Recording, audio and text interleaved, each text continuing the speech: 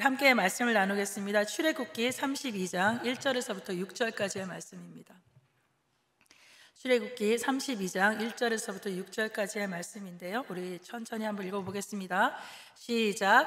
백성이 모세가 산에서 내려옴이 더딤을 보고 모여 백성이 아론에게 이르러 말하되, 일어나라, 우리를 위하여 우리를 인도할 신을 만들라. 이 모세 곧 우리를 애굽 땅에서 인도하여 낸 사람은 어찌 되었는지 알지 못함이니라. 아론이 그들에게 이르되, 너희의 아내와 자녀의 귀에서 금고리를 빼어 내게로 가져오라. 모든 백성이 그 귀에서 금고리를 빼어 아론에게로 가져가매, 아론이 그들의 손에서 금고리를 받아 부어서 조각칼로 새겨 송아지 형상을 만드니, 그들이 말하되, 이스라엘아, 이는 너희를 애굽 땅에서 인도하여 낸 너희의 신이로다 하는지라. 아론이 보고 그 앞에 제단을 쌓고, 이에 아론이 공포하여 이르되, 내일은 야훼의 절일이니라 하니, 이튿날에 그들이 일찍이 일어나 번제를 드리며 화목제를 드리고 백성이 앉아서 먹고 마시며 일어나서 뛰놀더라. 아멘. 오늘 설교의 제목이 조금, 어른들은 이게 뭔가 좀 불경해 보이는 제목들, 항상 제목이 좀 불경하긴 하지만 좀 그렇습니다. 저는 먼저 이런 질문으로 좀 말씀을 좀 열어보고자 합니다. 짝퉁과 진품의 차이는 무엇일까? 브랜드의 이름의 가치는 무엇으로 정할 수 있을까라는 것입니다. 왜 많은 사람들이 명품이라는 이름을 붙이고 많은 돈을 주고 그것을 소유하려 하고 그것으로 자신의 가치나 이 가격을 매기려 할까라는 생각입니다. 요즘에는 더 나아가서 이 명품에 개인의 창의를 다해서 이 명품을 해체시킴으로 또 다른 즐거움을 찾는 사람들도 생기는데요, 몇백만 원, 몇천만 원의 이 신발을 구겨 신거나 해체하여서 다른 용도로 사용하는 등의 그런 일들을 말을 합니다. 이번에 유퀴즈에 제가 너무나 좋아하는 빅뱅이 나왔죠. 그래서 오랜만에 GDC가 나와서 이렇게 했는데, 그의 삶의 관심보다는 6억 대의 롤스로이스 이 차를 타고 오고 2억 3천만 원짜리의 이 풀 착장을 하고 나왔는데, 거기에 이 단 요 브로치 하나가 1억 5천만 원이랍니다. 아파트 한 채 값이에요. 네. 또 이 뮤비에 나왔던 이 파란색 이 반지가 88억이라고 하는 이것이 화제가 되어서 오랜만에 나온 이 GD의 어떤 삶의 이야기보다는 그가 나와서 보여준 이 착장, 패셔니스트다운 이런 것들에 대한 이야기가 화제가 되고 있습니다. 이처럼 사람들은 그 사람의 관심보다 명품과 비싼 것에 관심을 기울입니다. 도대체 왜 그럴까요? 그것은 희소성, 그러니까 나만의 이 특별함, 그리고 그 명품이 자신의 가치를 그 돈만큼 높여준다고 생각하고 있기 때문이지 않을까라고 생각해 봅니다. 맞습니다. 그렇죠? 명품은 명품 그 자체로 이름과 가치, 함부로 이 범접할 수 없는 그들의 영역을 만들어서 일반적인 사람들의 접근을 차단합니다. 그리고 자기들만의 어떤 리그를 만들죠. 그것도 사람들이 만든 것일 뿐일 텐데요, 말이죠. 이 사람들은 그것을 소유하는 것만으로도 자신도 그 가치와 동격이라 생각하고, 더 나아서 그것을 훼손시킴으로써 그 가치보다 내가 더 우위에 있다라는 이 우월함을 좀 나타내 보이려고 합니다. 그럼 여러분이 지금 주머니를 한번 뒤져보시죠. 가방을 좀 뒤져보고 지금 가지고 있는 여러분이 좀 자랑할 만한 명품은 뭐가 있습니까? 혹 그것이 진짜 명품이 아니라 이 짝퉁은 아닌가라는 생각입니다. 그것이 진짜 명품이라는 것을 어떻게 이렇게 밝힐 수 있죠? 눈에 보이지 않게 작게 쓰여진 그런 어떤 보증서나 아니면 이 브랜드의 이 로고나 꼼꼼한 바느질로 같은 것으로 좀 구별할 수 있나요? 오늘 저는 우리가 믿고 있고 우리가 소유하고 있는 이 명품 중에 명품인 예수 그리스도의 브랜드의 가치, 예수의 그리스도의 브랜드라고 이야기하는 것도 좀 마땅하지 않지만, 가치를 여러분은 얼마나 알고 있는가를 좀 생각해 보고자 합니다. 솔직히 저는요, 이게 브랜드나 이 명품을 전혀 모릅니다. 전혀 관심이 없어요. 누군가가 몇십만 원짜리 그 불가리라고 쓰여있는, 그래서 그런가 보다 했는데 선물을 받았는데, 그래서 그냥 박아놨어요. 그러니까 길거리에서 파는 10,000원짜리 스카프가 좋다고 매는데 누가 그러더라고, 그 스카프를 왜 매지 않느냐. 너무 길어요. 그랬더니 그게 몇십만 원짜리래서 그래서 그냥 벽에다 걸어두었습니다. 좋은 향수를 주어도 나에게 맞지 않으면 이 서랍 깊은 곳에 두어버릴 정도로 그저 나에게 명품이다라고 하면 나이키, 오직 나이키밖에 모르는 거죠. 그것도 나이키는 명품도 아니죠. 그러기에 이 어떤 명품을 갖다 주어도 좋아하지 않고 이 유명 셰프가 이렇게 운영하는 식당에 가서 식사를 대접해 줬는데 그 음식이 따뜻하지 않은 거예요. 차가운 거예요. 그래서 맛이 없다고 입에도 거들떠 대지도 않는 나를 보면서 정말 나를 이상하게 보더라고요. 비싼 것을 모르고 내게 안 맞으면 흥미를 못 느끼는 그런 사람인데, 여러분은 좀 어떠십니까? 그저 명품이라는 이름 하나만으로 막 혈안이 되고 거기에 막 이 침샘이 돋는, 그렇지는 않습니까? 오늘 본문은요, 하나님께서 이스라엘 백성들이 애굽에서 나와서 이 광야에서 하나님의 백성으로 이제부터 어떻게 명품답게 살아야 할지를 모세를 불러 가르치시려고 하는 그 장면에서부터 시작이 됩니다.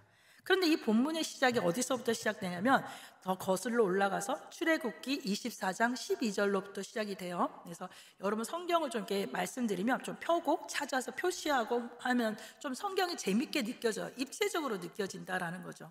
24장 12절 읽어볼게요. 야훼께서 모세에게 이르시되 너는 산에 올라 내게로 와서 거기 있으라. 내가 그들을 가르치도록 내가 율법과 계명을 친히 기록한 돌판을 내게 주리라. 하나님께서 이스라엘 백성에 놔두고 이제 모세를 불러서 모세에게 성막을 어떻게 지을 것인지, 어떻게 살아가야 될지, 하나님의 백성답게 살아야 될지를 알려주기 위해서 아주 자세하게, 그래서 이 돌판을 지어 주시겠다라고 하시면서 부르십니다. 이 말씀을 받고자 모세는 이스라엘 백성들을 이 장로들과 아론과 훌에게 맡기고 며칠 동안 올라갔을까요? 40일간 시내산에 올라가 있었다라는 겁니다. 그리고 장장 이 성경으로는 빽빽하게 7장 정도에 되는 이 하나님의 율법을 듣고 있는 이 중에 산 아래에서 지금 어떤 일이 일어나느냐라는 거예요. 아까 읽었던 본문이요, 32장 1절이요. 백성이 모세에게 산에서 내려옴을 어때요? 더딤을 보고 모여서 우리를 위하여 우리를 인도할 신을 만들라. 이 모세 곧 우리를 애굽 땅에서 인도해 낸 사람은 어찌 되었는지 알지 못함이니라 라고 합니다. 자, 이제부터 이스라엘은 자기들이 가진 오직 하나뿐이 최고의 희소성과 최대의 가치신이 하나님, 그 명품을 가차없이 훼손시키려고 시켜버립니다. 자신들이 가진 명품이 그것이 자신들을 어떻게 보호하고 어떤 위치까지 올려놓고 그것을 이끄는지도 모르고 무엇을 합니까? 하나님을 축소시켜버리고 있다는 거예요. 자신들을 위해서 자신들을 인도할 신을 만듭니다. 여러분, 여기에 어떤 잘못이 지적되는 걸까요? 여러분들은 이미 여러분 성경 공부를 통해서 잘 알고 있겠죠. 답은 알고 있다는 거예요. 근데 먼저 생각할 것은 그들이 하나님을 예배하러 나온 것입니까? 자신들을 예배하러 나온 것입니까? 하나님을 예배하러 나온 거예요. 그들의 존재 목적은 오직 하나님 되심을 찬양하는 백성으로 선택되었고, 그래서 그들은 야훼의 이름을 부를 자격을 갖춘 자가 되어서 하나님이 입혀주시는 이 명품을 걸칠 수 있는 그런 자격을 갖췄다라는 거예요. 그런데 여기서 더 중요한 것은 더 중요하고 경악스럽게 우리가 봐야 될 것은, 소름 끼치게 봐야 될 것은 그들이 다른 신을 요청한 것이 아니다라는 거예요. 무엇입니까? 그들은 자신들을 이끈 하나님의 이름이 명품인 것을 알았기에 다른 신을 요청한 것이 아니라 야훼 하나님 이름은 맞지만 그 하나님과 자신의 자리들을 입맛에 맞게 바꾸어서 자기들의 신을 만들어내라고 요청하는 거예요. 이해가 되십니까? 자기들의 맞는 신, 하나님의 신이 아니라 자기들의 맞는 신. 오늘날 많은 사람들이 하나님에 대해서 정확히 잘 모른다 저는 생각합니다. 그러나 하나님이 어떤 분인지 들어서 알기 때문에 자기 입맛에 맞게 만들어서 세상 다른 신보다는 자기 말을 좀 더 잘 들어주고 자기 기분을 좀 잘 맞추어주고 자기가 싫다고 하면 이렇게 좀 쩔쩔매는, 그렇게 눈치를 보는 신이라고 생각하기 일쑤입니다. 아니라고 생각하십니까? 혹시라도 그렇게 긍정이 된다면 조금은 생각하려고 있다 생각합니다. 누가 그렇게 만들었을까요? 그렇죠? 나 교회 싫어, 나 교회 안 나올래 라고 하면 그때부터 하나님의 크심을 생각하는 것이 아니라 얘가 어떻게 하면 교회에 나올까 쩔쩔매면서 눈치 보면서 전화하는, 누구라고 어떤 무엇 때문이라고 얘기하기는 전 싫습니다. 그리고 하나님이 다 이해되면 되겠다, 믿겠다라고 말하는 사람들도 있지요. 그러나 그 말은 하나님을 믿지 않겠다라는 말과 같다라는 것입니다. 비행기를 만든 사람에게 내가 비행기를 다 알고 이해하기까지는 난 비행기를 타지 않겠어 하는 사람이 있을까요? 그저 그 비행기의 이름 정도 알고 자신이 탄 비행사를 믿고 의심 없이, 아니면 이 의심조차도 하지 않으면서 아무 생각 없이 그 비행기를 타지 않습니까? 비행사의 이력이나 건강 상태나 술을 먹었는지 안 먹었는지, 충분한 기름의 양이 비행기 안에 있는지 이런 거를 따지는 사람이 없고, 겨우 가진다는 질문은 이 비행기가 언제 뜨고 도착하고 기내식이 무엇인가 하는 그런 질문에만 기울이는 이 인간이 어찌 하나님을 다 이해하면 믿는다라는 말을 이렇게 거침없이 하는지요. 그것은 자신의 한계에 하나님을 가두어서 자신이 가지고 놀 수 있는 애완이 아니라 레고 장난감처럼 손에 쥐겠다는 말과 별반 다르지 않다라 생각이 합니다. 그래서 어찌 되었습니까? 2절의 말씀입니다. 볼게요. 아론이 그들에게 이르되 너희의 아내와 자녀의 귀에서 금고리를 빼어 내게로 가져오라. 아니, 그들이 어떻게 해요? 자기들을 이끌어낸 신들, 자기들이 예배해야 할 그 신들을 어떻게 만듭니까? 자기들에게 이 몸을 장식했던 이 달랑거리는 이 액세서리가 자신을 보호할 신이 될 수 있다라고 생각합니까? 할 수 있습니까? 그러나 그들은 그것이 맞다라고 생각하는 거예요. 왜요? 그들은 눈에 보이는 것이 더 중요하니까요. 죽었는지 살았는지 모르는 모세를 기다리는 것보다 지금 당장 내 눈앞에 보이는 이 거대한 신상이 나를 보호해 줄 것이다, 보호해 줘야 한다라고 그냥 믿어버려는 이런 착각과 환각 속에서 하나님을 축소시킨다라는 거예요. 자신들이 보이는 한계의 눈앞에 하나님을 가두어 버리는 거죠. 감시하고 조정하는 것이라는 겁니다. 다윗이요, 하나님의 은혜로 자신의 왕궁을 아주 근사하게 백항목으로 만들었어요. 이제 적군에 쫓기면서 살지 않고 평안하게 이 아주 화려한 궁전에서 살고 있는데, 하나님의 법궤는 이 초라한 성막, 성전에 이 천막에 있다는 것이 마음에 걸려서 성전을 짓고자 합니다. 그러나 하나님은 어떻게 하셨어요? 좋다, 고맙다 하셨을까요? 아니요, 거절하셨어요. 왜요?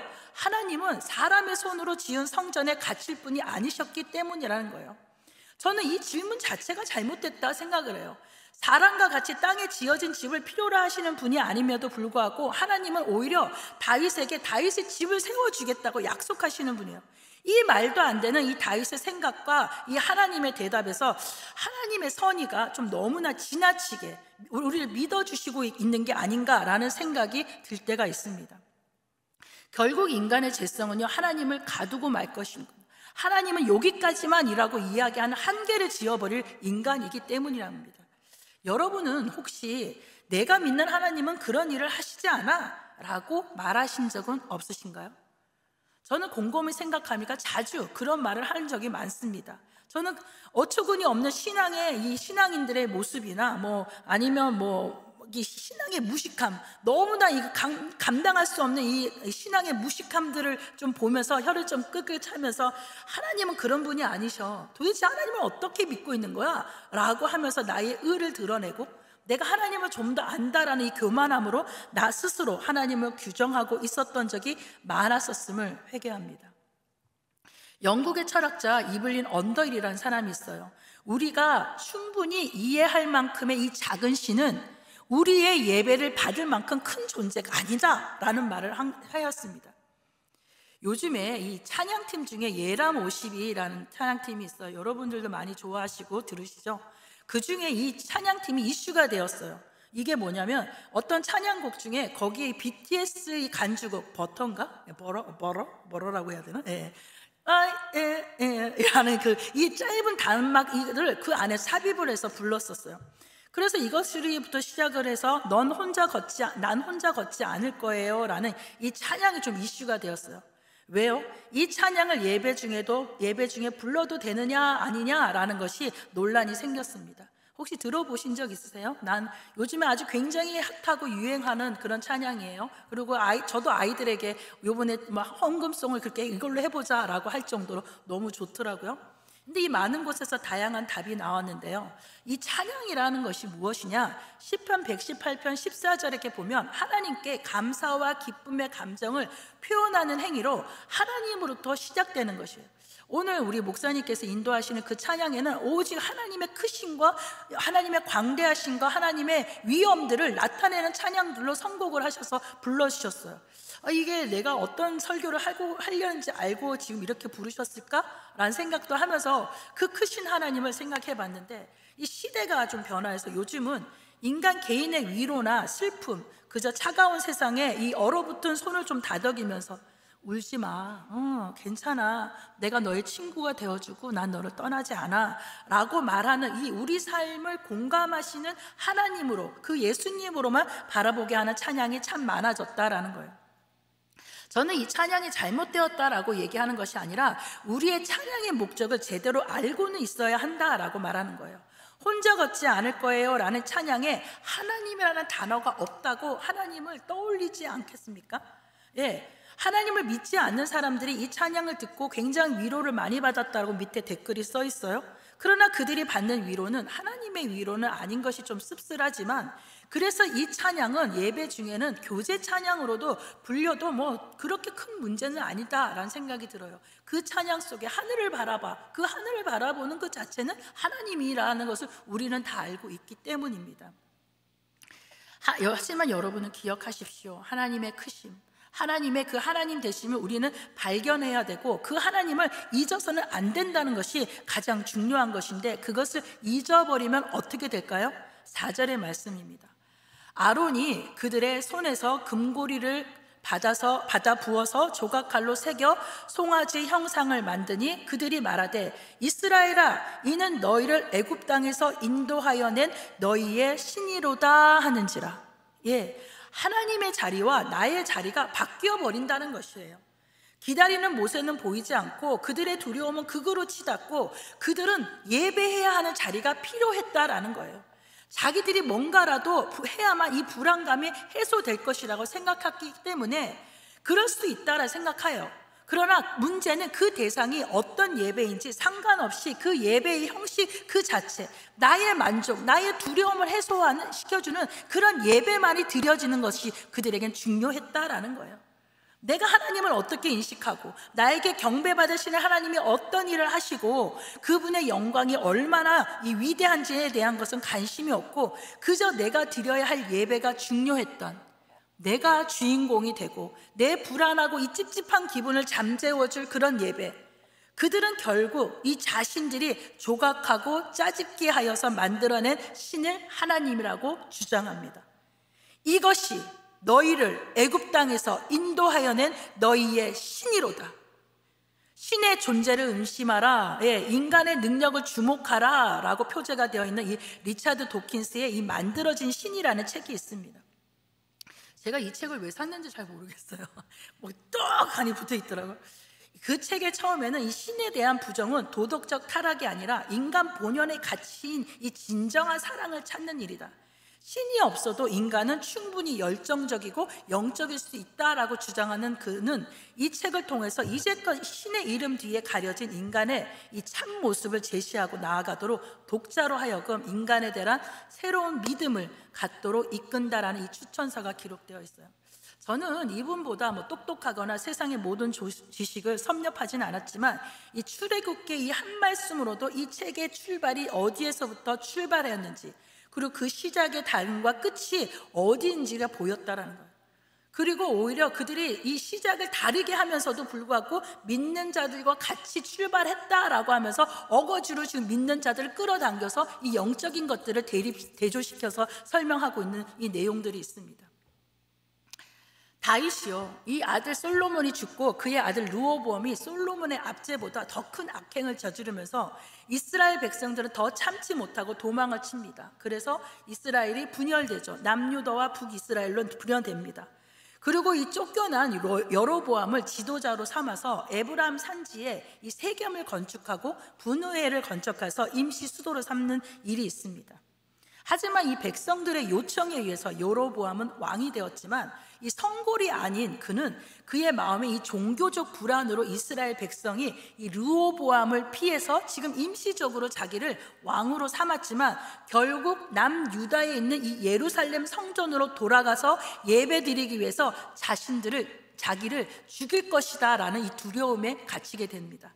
그리고 계획을 세워서 금송아지 2개를 만들어서 하나는 하나님의 집이다라고 하는 베델과 또 하나를 단에 둡니다. 열왕기상 12장 28절인데요. 성경 한번 찾아보시고 같이 보시길 바랍니다. 열왕기상 12장 28절입니다. 이에 계획하고 두 금송아지를 만들고 무리에게 말하기를 너희가 다시는 예루살렘에 올라갈 것이 없도다. 이스라엘아, 이는 너희를 애굽 땅에서 인도하여 올린 너희의 신들이라 하고. 그래. 이스라엘 백성들은 예루살렘에만 하나님이 있다 생각했어요. 예루살렘 그 성전에만 예배를 드려야지 하나님이 받으신다 생각했기 때문에 모든 사람들이 절기 때는 예루살렘에 가서 예배를 드리게 됩니다. 그런 것들에 대한 것이 있죠. 이 구절이 지금 오늘 출애굽기의 말씀과 너무나 흡사하지 않습니까? 그런데 출애굽기 다음에 열왕기상이에요. 이렇게 보시면 안 돼요. 좀 계속 더 볼까요? 12장 32절 33절인데요.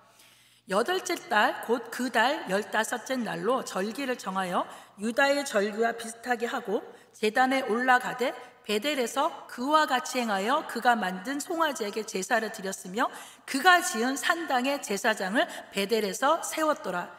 유다의 절기와 비슷하게 만들어 놓고 그가 세운 제사장, 그냥 레위 제사장이 아니라 일반 제사장을, 사람들을 제사장으로 세워서 예배를 드린 33절이요. 그가 자기 마음대로 정한 달 곧 여덟째 달 15째 날로 이스라엘 자손을 위하여 절기로 정하고 베델에 쌓은 제단에 올라가서 분향하였더라 라고 되어 있어요. 성경을 제대로 알지 않으면 좀 어려워요. 이 말이 무슨 말인가? 절기와 비슷하게 하는 거기다 한번 줄 그어 보시고 그가 자기 마음대로 정한 달까지 여기를 한번 줄 그어 보시길 바랍니다. 그리고 나서 손에 거기다 책갈피를 껴놓으시고 출애굽기 32장으로 다시 앞으로 가볼까요? 32장 5절에서부터 6절이에요. 볼게요. 아론이 보고 그 앞에 제단을 쌓고 이에 아론이 공포하여 이르되 내일은 야훼의 절일이니라 하니 이튿날에 그들이 일찍이 일어나 번제를 드리며 화목제를 드리고 백성이 앉아서 먹고 마시며 뛰놀더라. 야훼의 절일, 이게 줄 긋고요. 백성이 앉아서 먹고 마시며 일어나서 뛰놀다에 이 줄 그어 보십시오. 공부하는 것 같죠? 죄송합니다. 열왕기상과 이 출애굽기에 이 동일하게 나타난 모습들이 보입니까? 이들이 무엇을 지금 갈급해 있어요? 예배에 갈급해 있다라는 거예요. 여러분들도 예배에 갈급합니까? 영적 예배, 내 마음을 채워줄 예배가 지금 필요하고 그래서 이 자리에 지금 나와 있습니까? 그러나 그것이 하나님의 원하시는 그 예배냐는 거예요. 내 칼칼한 마음과 이 불안을 눈물로 씻어줄 내 위로가 되고 내 한탄의 예배가 진정한 예배냐라고 물어보는 겁니다. 이들이 드렸던 예배가 과연 하나님께 드려진 예배일까요? 그럼 절기는 누가 정하는 겁니까? 하나님이 정하는 거예요. 그런데 여로보암은 자기가 하나님이 정한 절기와 비슷하게 모방하여 절기를 정하고 레위인이 아닌 일반 백성을 제사장으로 세우고 자기 마음대로 예배했다라는 거예요. 가짜 예배를 드렸다라는 거예요. 가짜 예배를 통하여서 자기의 만족을 주었다라는 것입니다. 여러분 마음에 지금 어떤 찔림이 가고 있나요? 그럼 출애굽기는 어떻습니까? 그들이 하나님의 정한 절일에 자기들이 만들어 놓은 금송아지 앞에서 어떻게 예배했습니까? 앉아서 먹고 마시며 일어나서 뛰놀더라. 자기들의 만족을 위한, 자기들의 기쁨을 위한 예배. 이 뛰놀다라는 단어가 이 차하크라는 건데요, 흥겹게 떠들며 또는 경멸하며 희롱하며 웃다라는 뜻인데요, 그들이 애굽에서 보았던 이방 신들의 이 제사 행위, 곧 음란 행위를 그 앞에서 저질렀다라는 거예요. 그 이방 신들은 그 앞에서 음란 행위를 하면서 그들의 신들을 즐겁게 하는 것이 그들의 제사 행위인데, 그들은 하나님께 예배드리는 방법을 몰랐기에 그 앞에서 음란 행위를 함으로 하나님께 예배드린다 생각했다라는 거예요. 그들은 제단에 예물을 드렸고 그들이 아는 예배 행위를 통하여 하나님을, 자기의 만족을 구했다라는 거예요. 이 예배는 자기들을 애굽에서 이끌었다 명하고 자기들이 만든 하나님께 드려진 예배, 자기 만족의 예배. 누가 경배받으실 하나님이고 누가 진실과 거룩한 마음으로 드리는 예배자입니까? 성도 여러분, 여러분은 하나님 하면 무엇이 떠오르십니까? 여러분이 이해한 하나님은 어떤 모습을 가지셨습니까? 막상 여러분의 이 상상 속에 이 하나님을 좀 그리라 하면 어떤 모습일까요? 요즘에 AI에게 뭔가 이렇게 막 이미지를 줘서 그리라 그러면 아주 희한한 그림들을 많이 그리잖아요. 여러분 시간 나시면 AI에게 하나님이라는 여러분이 떠올리는 단어들을 줘서 한번 그려보라고 이야기 한번 해보십시오. 어떤 모습으로 나올까요? 초등부 아이들이 예수님을 그리라, 하나님을 그리라 그러면 분명히 눈이 너무나 예쁘고 인형 같은 눈에 이렇게 머리를 이렇게 기르고 수염을 기르고 예쁜 옷, 하얀 옷과 이렇게 십자가를 이렇게 안내 데스크처럼 이렇게 메고 있는 예수님을 그리겠죠. 하나님은 형상이 없지만 어떤 이미지로 하나님을 그리시겠습니까? 그것이 지금 여러분이 생각하는 하나님의 한계, 감옥이다라는 거예요. 우리는 이렇게 기도합니다. 하나님, 제가 하나님을 믿기를 얼마나 원하는지 분명히 아셨을 텐데 왜 이토록 믿기 힘들게 만드셨습니까? 내가 대답해 달라고 그토록 애원할 때 침묵하신 까닭은 무엇입니까? 희생은 짐처럼 여겨지고 예배는 의무처럼 느껴지고 왜 이리 믿는 것조차 벅찹니까? 어쩜 우리는 예배 때 손을 높이 들고 찬양하면서 이렇게 말씀을 전하면 천천히 고개를 끄덕이면서 주여 라고 하는 이 읊조릴 줄 아는 이 교회의 매너는 익혔지만 진심으로 그 예배에 뛰어들지 못하고 내가 드리고 싶은 예배에만 이 상상하면서 쫓아다니고 있지는 않나라는 생각을 해봅니다. 그러니 내 마음에는 안 들고 뭔가 내가 이 교회에 할 일이 없고 눈에 보이는 목적이 불분명하고 함께 있는 공동체가 한심스럽고 무능해 보여서 난 이곳에 있는 것이 내가 아깝게 느껴진 적이 없으십니까? 그래, 난 이곳을 떠나 나를 필요로 하는 교회, 내 만족이 있고 나의 영적인 것을 채워주는 그런 교회로 가야지 라고 하신다면 정답입니다. 정답이에요. 네, 가세요. 목사님이 또 혼날 건가? 네, 자 가세요. 그러나 그것이 진짜 문제의 해결이 될까요? 그런 사람은 어느 교회를 가든 자기의 만족을 찾을 수가 없어요. 하나님께 만족이 있어야지 자기의 만족을 갖는 사람은 만족이 있을 수 없어요. 우리 인간은요 불완전한 인간이기 때문에. 그 문제의 원인이 어디에 있습니까? 어쩜 여러분이 느끼는 문제를 하나님이 모르시거나 해결하지 못하셔서 내가 도와드려야 한다라고 생각하고 있지는 않냐는 거예요. 무능한 하나님을 내가 보호해 드려야 하지 않을까라고 그렇게 생각하시지 않은 적은 없으시냐라는 거예요. 여러분 마음 깊은 곳에 하나님은 나보다 더 크고 약간 더 똑똑하고 조금 더 나은 존재로 자리 잡고 있고 하나님은 내가 충분히 이해하기 쉽게 따를 수 있는 방식으로 역사하실 것이라고 생각하고 있지 않냐는 거예요. 여러분이 한 번도 생각해 보지 않았지만 늘 그렇게 생각하고 있었기 때문에 그렇게 지금 그 질문은 동일하게 느껴지고 있지 않습니까? 작고 길들여진 하나님 말입니다. 오늘날 기독교는요, 기독교의 신앙의 실용성에 초점을 맞춥니다. 그래서 교회는 와서 기도하면 뭔가 효과가 있게 응답이 되고 잘 살고 교회는 좋아야 되고 뭐 이런 거죠. 우리의 예배는 시공간을 초월하는 더없이 영광스러운 살아계신 하나님과의 이 만남이라기보다는 당장 눈앞에 이 삶을 위한 실용적인 조언을 곁들인 이 사기 진작하는 이 모임에 가까워 보일 때가 너무 많다라는 겁니다.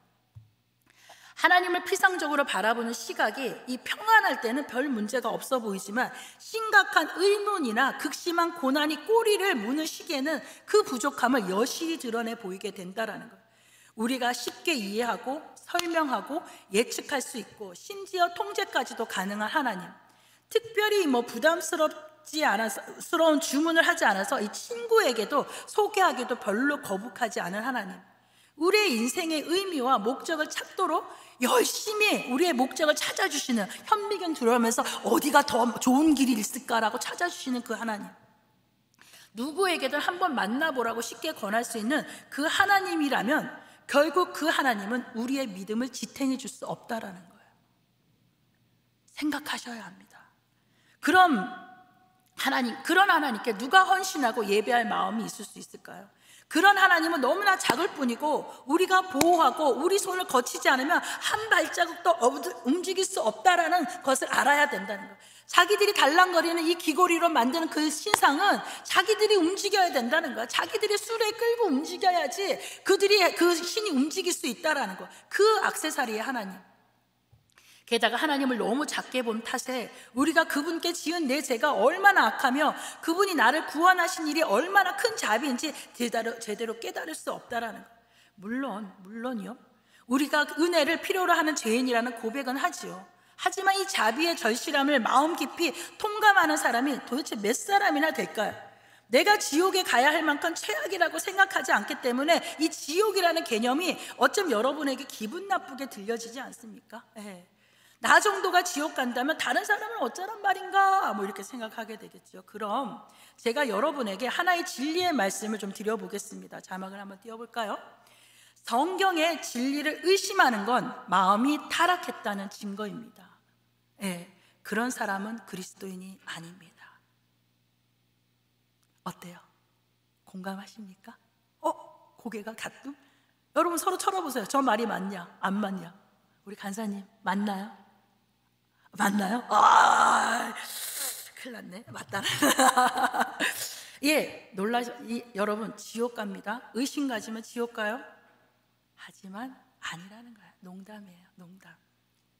반대입니다. 성경에 의심이라고 하는 단어는 19개 정도 나오지만 그 의심하는 사건은 거의 이 성경의 전체라고도 볼 수 있어요. 모두 다 의심하고 예수님이 하늘로 올라가는 그 장면을 보면서도 보는 그 순간에도 사람들은요 의심했어요. 마태복음 28장 17절을 볼까요? 예수를 배웠고 경배하나 아직도 의심하는 사람들이 있더라. 이 의심이다라는 것은 우리가 뭔가 불신의 의심이 아니라 질문의 의심이다라는 거예요. 이처럼 인간에게는 의심이란 것이 그 진리의 답 앞으로 우리를 이끌어줍니다. 신앙생활에서 의심은 정상일 뿐 아니라 하나님의 계획 속에 있음을 발견하시길 바랍니다.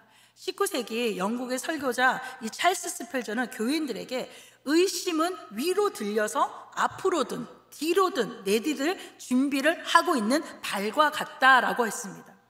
우리가 어떤 사람을 새롭게 만날 때, 남자가 여자를 만날 때, 여자가 남자를 만날 때도 좀 질문의 의심을 하잖아요.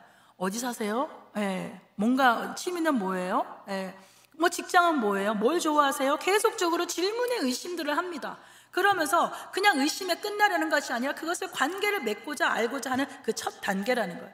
이스라엘 백성들은 여로보암은 자신들의 상황을 의심하지 않았어요. 다시 한번 좀 볼까요? 열왕기상 12장 15절의 말씀입니다.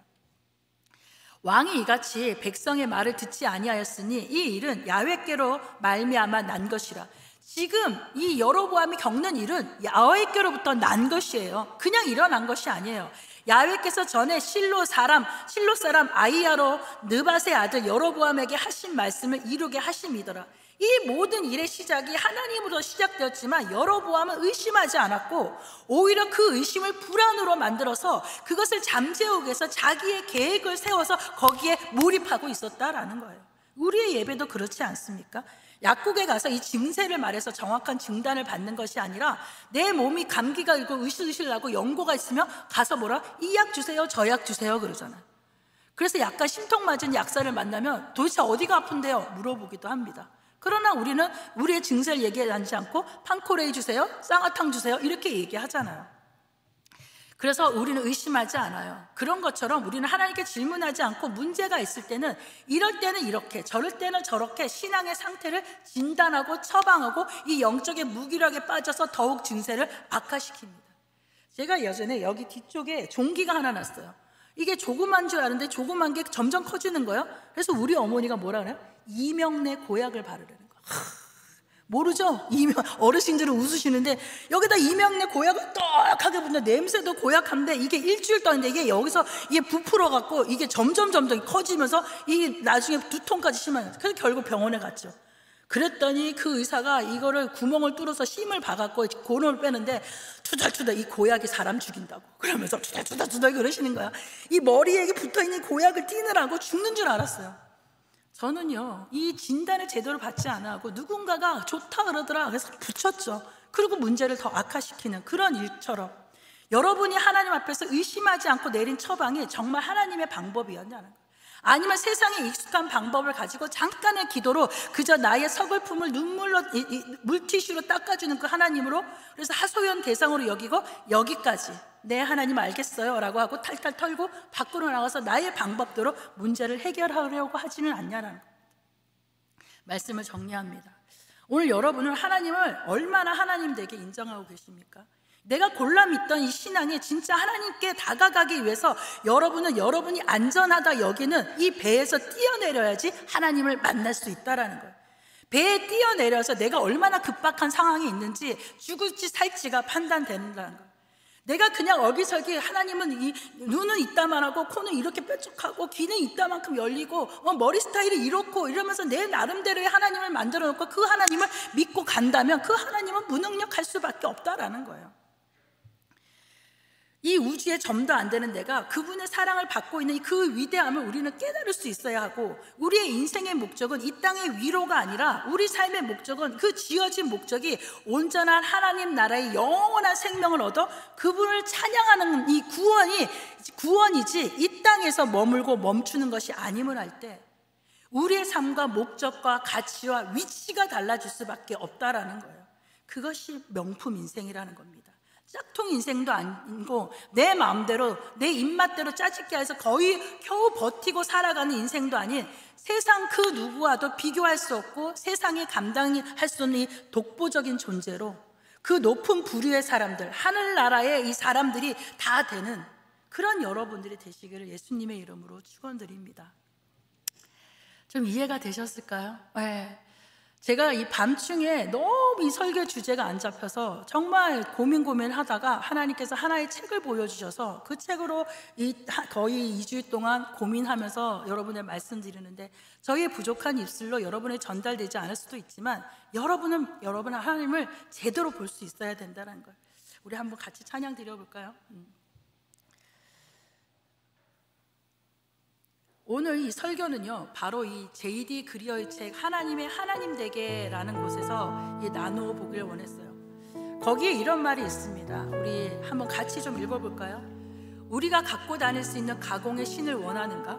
아니면 우리가 이해할 수도 통제할 수도 없는 진짜 하나님, 우리를 이끄시는 하나님을 원하는가?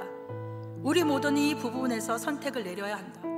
세상을 변화시키는 담대한 믿음을 찾고 있다면 멋대로 짜집기한 가짜 신을 버리라.